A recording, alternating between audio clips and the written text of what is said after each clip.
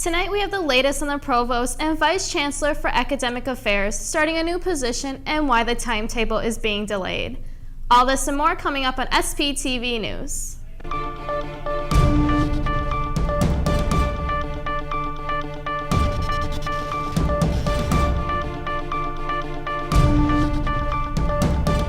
And now Milica Mitrovic in her second year with SPTV News.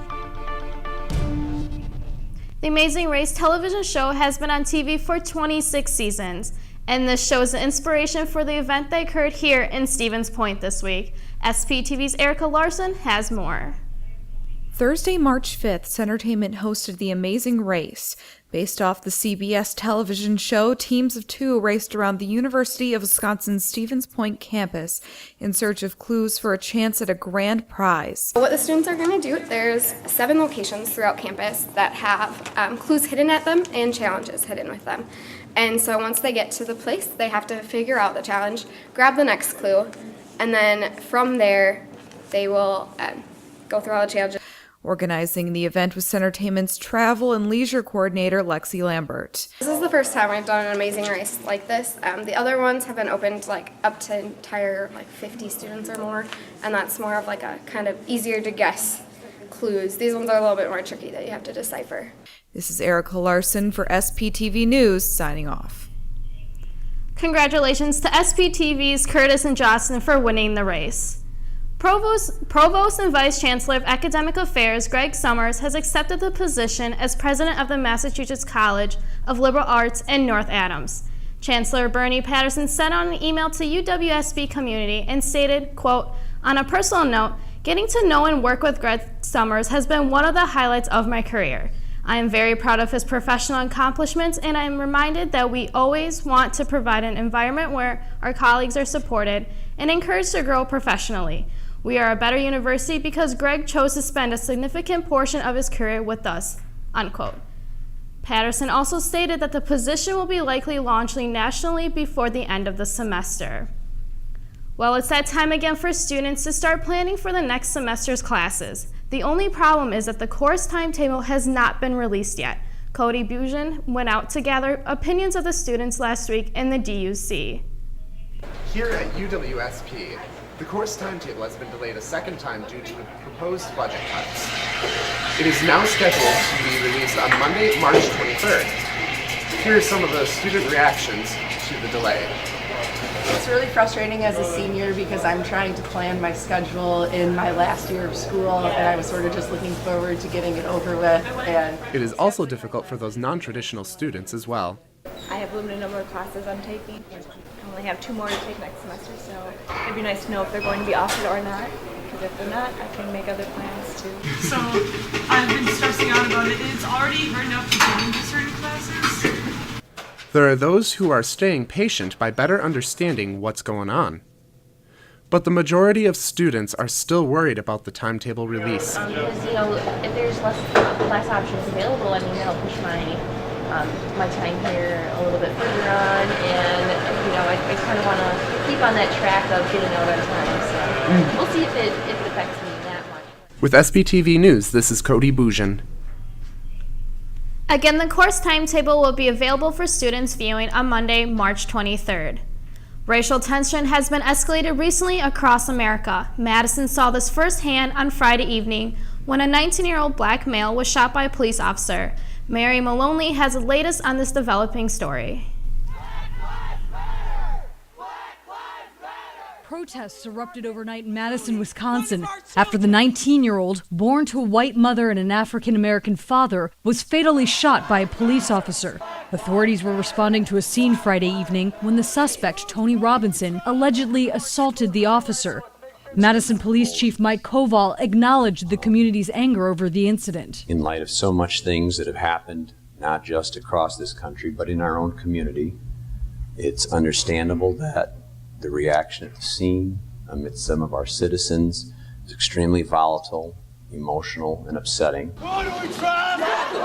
But urged protesters to exercise restraint.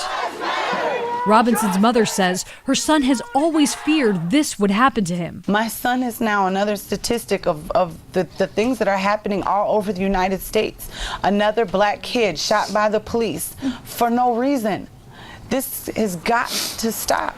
The incident began when officers responded to a couple of calls that a man suspected in a recent battery had gone into an apartment and that the same suspect had been running through traffic, dodging cars. Police say one of the officers heard commotion in the apartment and forced his way in.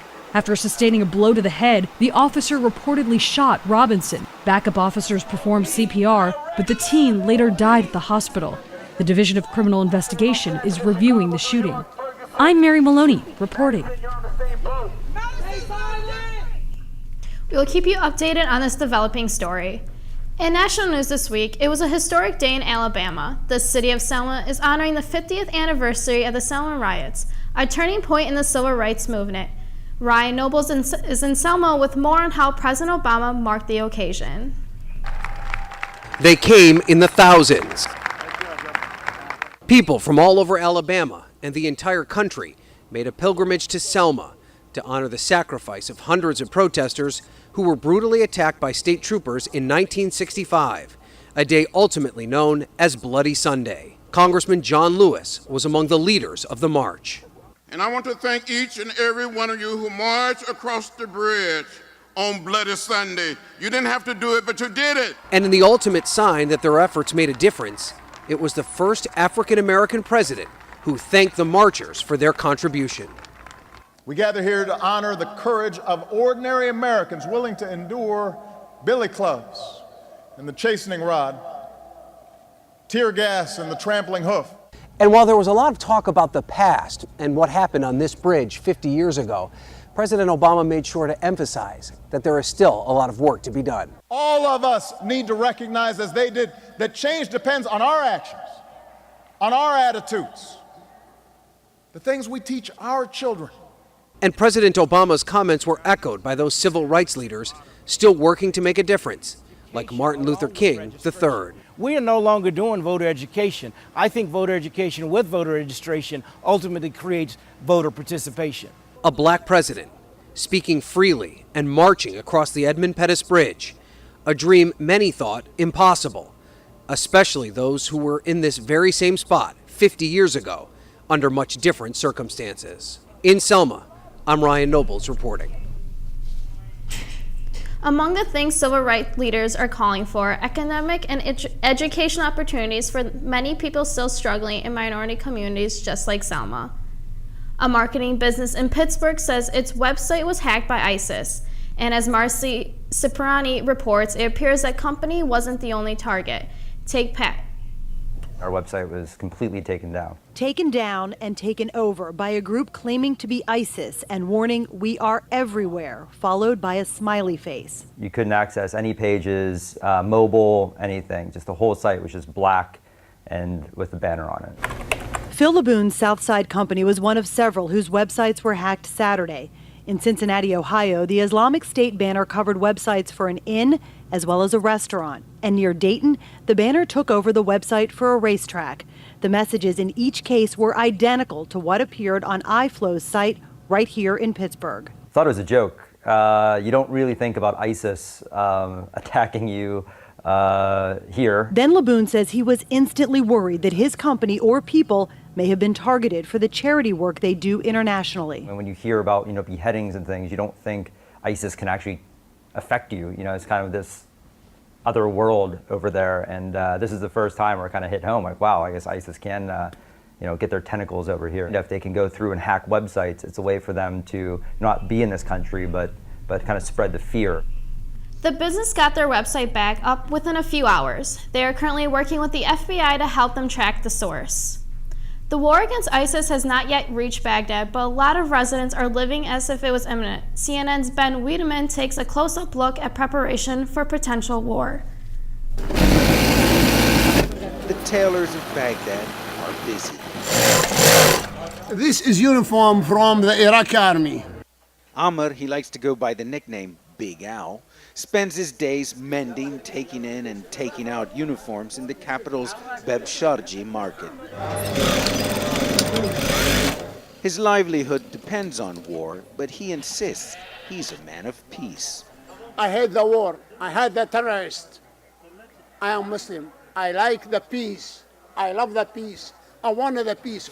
The customers, like Aziz, say they need to be ready for ISIS. If they came to Baghdad, then I have to fight because I have to protect my wife and my only small girl. So what you want me to do? Let those people to come to raid my house and kill my wife?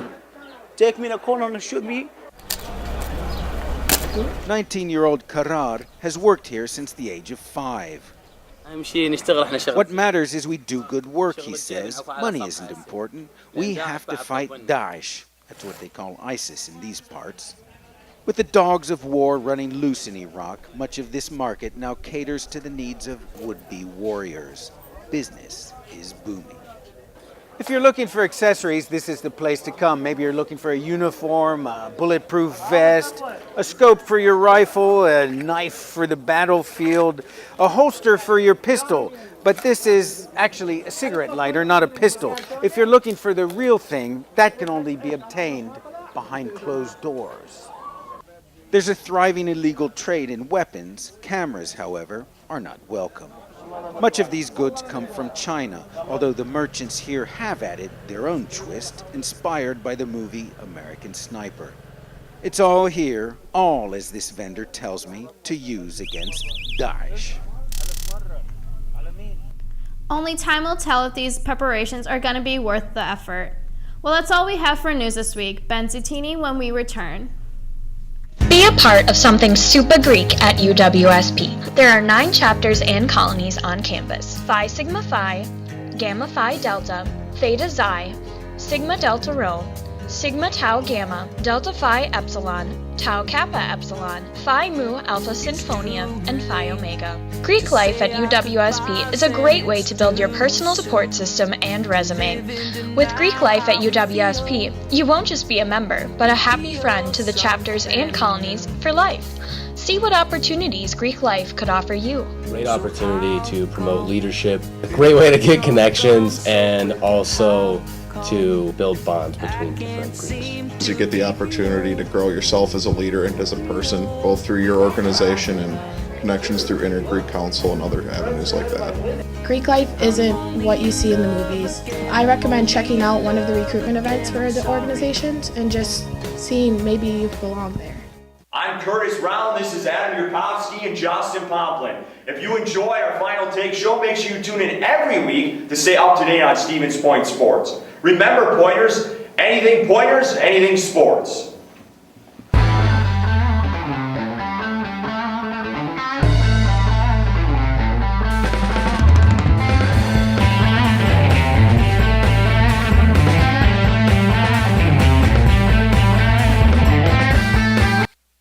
Having trouble getting that first date? Ever wonder if soulmates are real? All your burning love questions can now be answered on SPTV's newest show, The Love Doctor. Join the Love Doctor herself, Michaela Hilgard, as she diagnoses UW Stevens Point's love problems. Whether it's an epidemic of shyness or a case of mixed signals, The Love Doctor is here with the cure.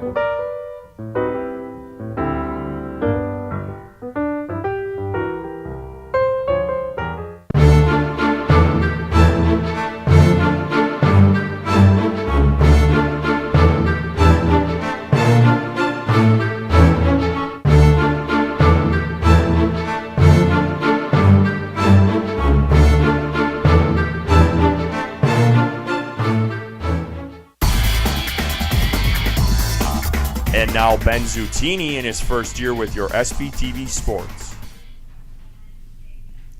In sports this week, the Pointers men's basketball team survived and advanced easily in the first 2 rounds of the NCAA tournament. In the first round, the Pointers defeated Concordia 88-56 as the team shot 71.7% from the field as a team. The trio of seniors Austin Riff, Alex Richard, and Joe Ritchie led the way as they combined to score 59 points and shot 82.8% as a group. In the second round matchup against Illinois Wesleyan, the Pointers outscored the Titans 35-19 in the second half and shut out the Titans for the last 7 minutes of the game. Ritchie scored a game-high 19 points, Riff added 14, while Jordan Lotz and Stephen Pelkoffer scored 11 points. UWSP will face Emory in the Sweet 16 in a rematch from last year's Sweet 16 matchup where Emory defeated UWSP 76-63. On the ice, the UWSP men's hockey team's quest for a conference championship fell short on Saturday as the 11th-ranked River Falls upset the 3rd-ranked Pointers 3-1. Kyle Sharkey scored in the first period for UWSP, but that would be the only goal. Tied in the 3rd period, the Falcons scored a shorthanded goal and a power play goal. The Pointers will host Hamlin in the NCAA quarterfinals on March 21st at Willett Arena. On the women's side, it was the same fate as the Pointers fell 6-1 to River Falls for the 2nd straight year in the WEAC championship. In the first period, the Pointers were outshot 22-3, but WEAC Player of the Year Jenna Belke-Skaug made 21 saves to keep the Pointers in it early. In total, the Pointers were outshot 40-14 in the game, with Belke-Skaug recording 34 saves and setting this single-season record for saves with 734. With the loss, the Pointers season came to an end by not receiving an at-large bid in the NCAA tournament. In NFL free agency news, the Green Bay Packers retained wide receiver Randall Cobb on a 4-year, $40 million deal with $17 million guaranteed. Another big-named NFC North free agent agreed to a new deal. It was reported defensive tackle Ndamukong Suh agreed to a deal near $114 million with $60 million guaranteed with the Miami Dolphins, which he can sign on Tuesday as free agency begins. That's all we have for Point Sports News this week. Cody Bougian with entertainment news when we return.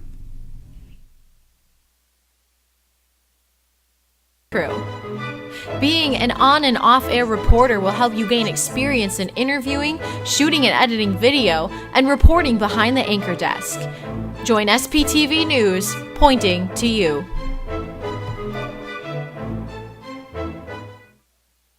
Hi, I'm Laura Braun, the General Manager at SPTV. I'm a Stevens Point native and want to make sure that we're providing you with the best local coverage of all the news, sports, and entertainment as we possibly can. If you have any questions or comments about our organization, feel free to email us or stop by our offices.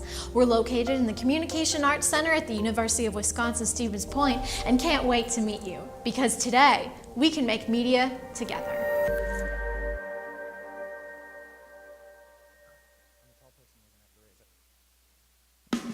Want to get your game on? Stay up to date on all things video games with SPTV's newest show, Good Game. Join us as we keep you informed on the biggest events in video game news, discuss our opinions on important video game topics, and give you reviews of the games you may or may not want to play. From Mario Brothers to Halo, we've got you covered. Good game, everybody.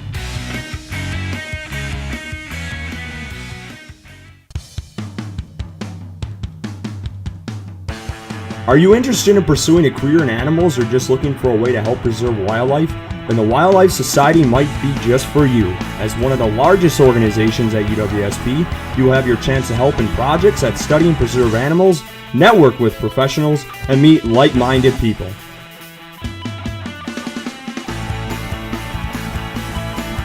Join us Tuesdays at 5 p.m. and join the Wildlife Society today. Don't have a television? Don't worry. SPTV is available on demand at uwsp.edu/SPTV. Find your favorite shows on our website, plus links to all of our YouTube content. Stay up to date with SPTV News that includes information about campus and community happenings. And don't forget to like us on Facebook. We're SPTV-UWSP Television. SPTV. Let's make media together. And now, Cody Bougian in his 3rd year with your SPTV Entertainment.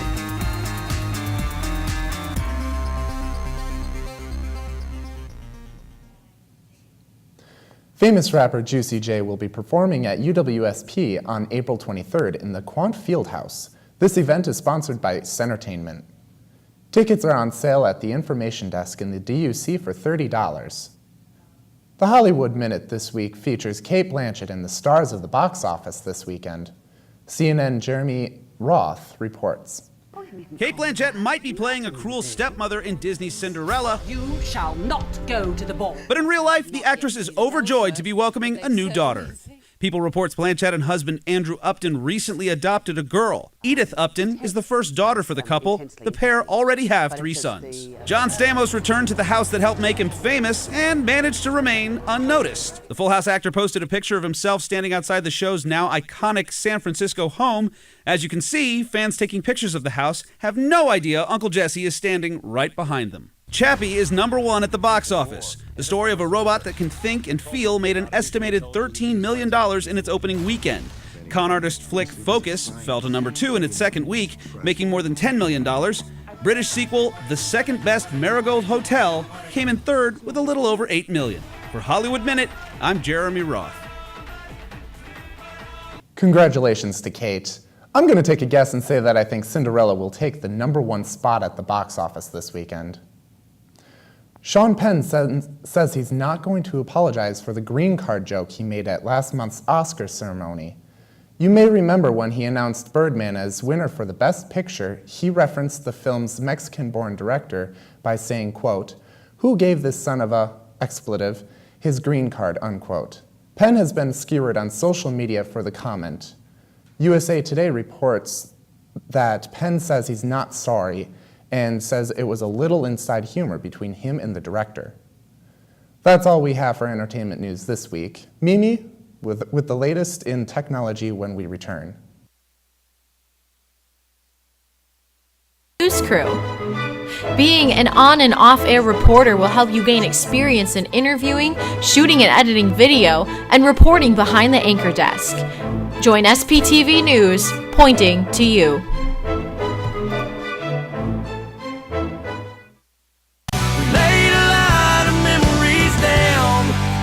Tattoos on this town.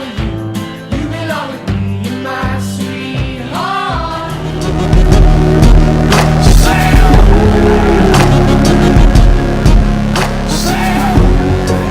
There'll be no sunshine if I lose you, baby.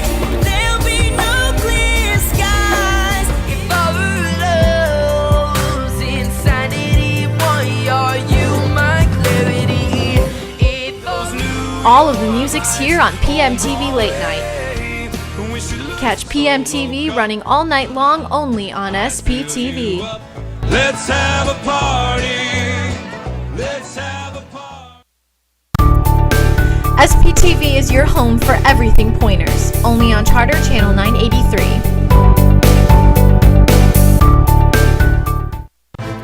Don't have a television? Don't worry. SPTV is available on demand at uwsp.edu/SPTV. Find your favorite shows on our website, plus links to all of our YouTube content. Stay up to date with SPTV news that includes information about campus and community happenings. And don't forget to like us on Facebook, we're SPTV-UWSP Television. SPTV. Let's make media together. Hey you! Are you creative? Do you like television? Would you like to make a show that appears on air? Then SPTV is the place for you. At SPTV, you can appear on air, learn how to shoot and edit video, write and produce your own show, and most importantly, gain skills and experiences that will last a lifetime. Want to join us at SPTV?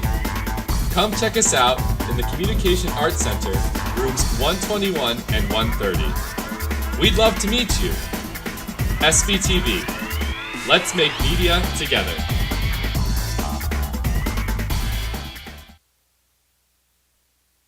SPTV's Alex Kirschman has the latest in tech news, starting with virtual reality video games.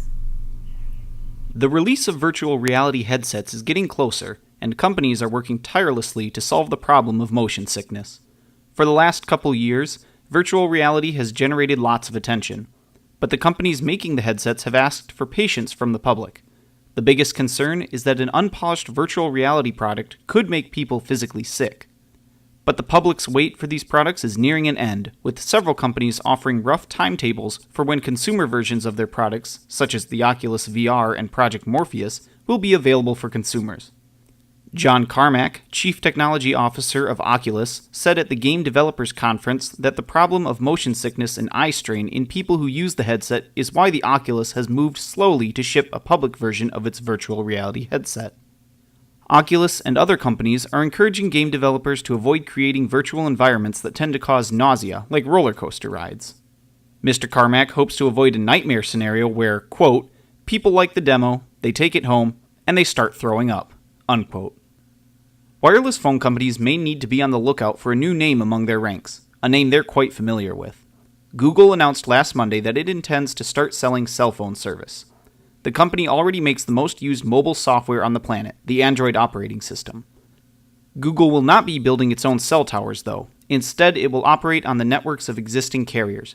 Google's product chief says the company is not hoping to unseat the big four wireless service providers, it just wants to push for more innovation. More information, including a launch date, will be revealed later this year. A new social media challenge that carries deadly consequences is at the center of an accident investigation in California. As horrific as it sounds, it involves lighting a person on fire, then drenching them in water, all while recording video to share. Ceneri de los Santos has the story. It's a dangerous trend that's spreading like, well, a wildfire. We're stopping the video before the most graphic part. This video has reached over 1 million views online. It's known as the Fire Challenge, and it's going viral. I had just seen a couple videos. People will put some kind of flammable fluid on themselves and then light themselves on fire and then jump into a pool or douse themselves in water. Local high school students are familiar with this dangerous trend. Stupid, really. It's a dumb idea. Terrible idea. Yeah. A 14-year-old boy from Santa Barbara is fighting for his life after he and his two friends were playing with fire on Saturday. The flames got out of control and engulfed the boy while his two friends tried to put it out. He was rushed to Cottage Hospital where he suffered second-degree burns to his stomach, hands, back, and face. The last official statement I heard was that he was in critical condition. And what I've just heard is that he's a fighter and he's fighting. It happened in the back of a home in the 700 block of California Street. It's unclear if the boys were attempting a fire challenge at the time of the accident. Because this is a juvenile case and because it's still under investigation, I can't go into the details or the facts of this case. Cottage Hospital is hoping kids understand when playing with fire, they're putting their life at risk. The skin is not meant, it's not created to suffer through a burn. We don't have a built-in mechanism, any kind of compensation in our skin for burns. It is extremely damaging. Burns are disfiguring, and most burn victims end up with very long-term disabilities. Engaging with fire, recklessly engaging with fire, can lead to criminal prosecution, whether you're a teenager or an adult. Officials in Santa Barbara will continue to watch this trend in order to keep young people safe. Well, that concludes SPTV News this week. Tonight, we would like to say thank you to all our viewers that have helped our station be who we are today. This past weekend, we traveled to the WBA convention in Madison. SPTV won more awards than any other college TV station represented. With a total of 8 awards, we are grateful for everyone who has been a part of our organization. For more updates on SPTV happenings, stay connected with our social media pages. Good night, Stevens Point, and enjoy the weather.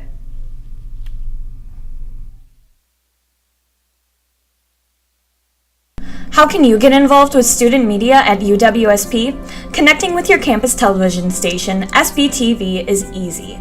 Like us on Facebook, subscribe to our YouTube channel, follow us on Vine, follow us on Twitter, follow us on Pinterest, follow us on Instagram, or connect with us on Google+. But of course, the best way for you to get involved and stay up to date with all that is happening at our station is to stop by our studio. We're located in the Communication Arts Center at UWSP, Studio B, Room 121. You can also drop by our office, Room 130, for more information on station happenings. We can't wait to get you involved. Come join us at SPTV. Let's make media together. Want to get your game on? Stay up to date on all things video games with SPTV's newest show, Good Game. Join us as we keep you informed on the biggest events in video game news, discuss our opinions on important video game topics, and give you reviews of the games you may or may not want to play. From Mario Brothers to Halo, we've got you covered. Good game, everybody.